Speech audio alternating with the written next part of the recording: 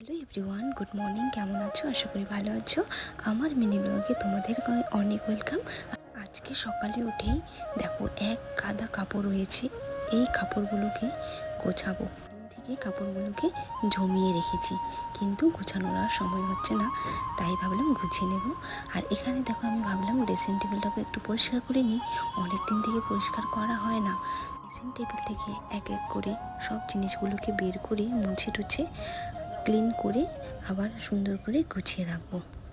আজকে কিন্তু আমি রান্নাটা লেট করে করব। সকালের দিকে বাবুর জন্য সিদ্ধ ভাত করেছিলাম, সেই সিদ্ধ ভাত সকালবেলা খেয়ে, তবে হ্যাঁ, আমি চেষ্টা করি প্রত্যেক দিন ঘরটাকে পরিষ্কার করে রাখার। জানি না তোমরা কি করো। বিছানা চাদরটাকে পেতে আমার কিন্তু কাজ কমপ্লিট হয়ে গেল। তোমাদেরকে আমি দেখিয়ে দিই। এই যে দেখো, এখানে আমি বেশি কিছু জিনিস রাখিনি, এপাশেরটাও দেখিয়ে দিই তোমাদেরকে।